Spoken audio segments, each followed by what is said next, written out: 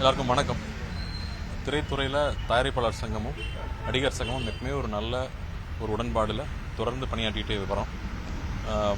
இதுக்கு முன்னாடி நடிகர்கள் சார்ந்த பிரச்சனையோ தயாரிப்பாளர்கள் சார்ந்த பிரச்சனையோ எப்பவுமே கலந்து ஆலோசித்து ரெண்டு பக்கமும் குழுக்கள் அமைச்சு தான் ஒவ்வொரு நிர்வாக முடிவுகளும் எடுக்கப்பட்டு வந்துட்டு இருக்குது.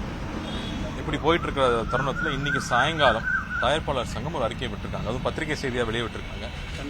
தன்னிச்சையாக வெளியிட்டிருக்காங்க. எல்லாத்தையும் கலந்து ஆலோசிக்காமல் ஒரு புகாரும் அது போக ஒரு வேலை நிறுத்தமும் அவங்களா முடிவு எடுத்திருக்காங்க.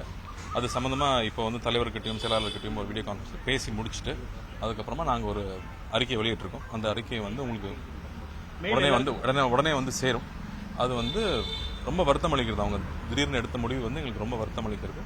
அதுக்கான மேற்கொண்ட தீர்மானங்களை அடுத்த செயற்குழுல நாங்கள் நிச்சயமா முடிவெடுத்து செயல்படுவோம். கடந்த மாசம் ஒரு மீட்டிங் நடந்தது.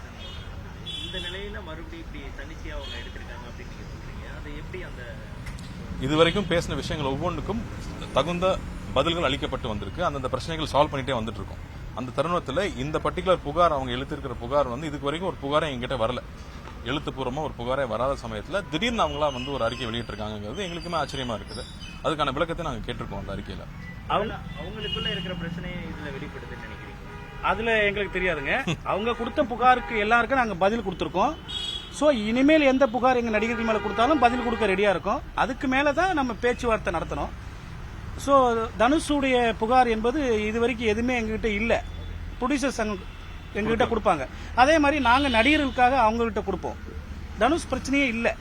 திடீர்னு இப்ப தனுஷ் மேல ஒரு நடவடிக்கை வந்திருக்கு. அதனால நாங்க ஒரு அறிக்கையை கொடுத்துருக்கோம். அதுல ரொம்ப தெளிவா கொடுத்துருக்கோம். இப்பவும் நட்புணர்வோட தான் இருக்கோம் நாங்க. அதுவும் இல்லாம தொடர்ந்து இனிமே அவங்க பணியாற்ற முடியாது அப்படிங்கிறது ரொம்ப தவறான ஒரு வார்த்தை பிரயோகம் நான் நினைக்கிறேன். அது ரொம்ப தவறான ஒரு விஷயம். அந்த முன்னெடுப்பே எதனால அப்படி எடுத்தாங்கன்னு நமக்கு புரியல. அப்புறம் இல்லாம ஸ்டாப் பண்ண போறாங்க ஷூட்டிங் அப்படின்னு சொல்ற விஷயம் எத்தனையோ தொழிலாளர்களுடைய வாழ்க்கையை சம்பந்தப்பட்ட ஒரு விஷயம்.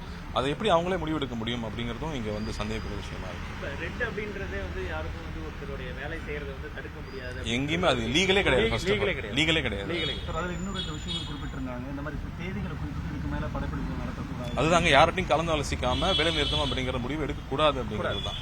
இதுல தெரியுமா இந்த விஷயம்? இந்த மாதிரி ஒரு முடிவு எடுக்கும் பொழுது எல்லா சங்கங்களையும் கலந்து ஆலோசிச்சு தான் அந்த முடிவை எடுக்கணும். அதுதான் மரபு. இதுக்கு கடந்த காலங்களெல்லாம் அப்படித்தான் நடந்திருக்கு.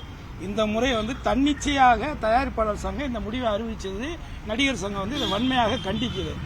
அதே மாதிரி நடிகர்கள் ஒருத்தரும் பல படங்களுக்கு டேட்டை கொடுத்துட்டு திடீர்னு அவங்களுடைய தொழிலை முடக்கிறதுங்கிறது ஒரு நியாயமற்ற ஒரு செயல். இதை வன்மையாக நாங்கள் கண்டிக்கிறோம். அதே நேரத்தில் இதற்கான தகுந்த விளக்கத்தை சங்கத்தின் சார்பாக நாங்கள் எழுத்துப்பூர்வமாக உங்களுக்கு கொடுத்துருக்கிறோம். அதில் எல்லாமே டீட்டெயில்ஸ். நன்றி.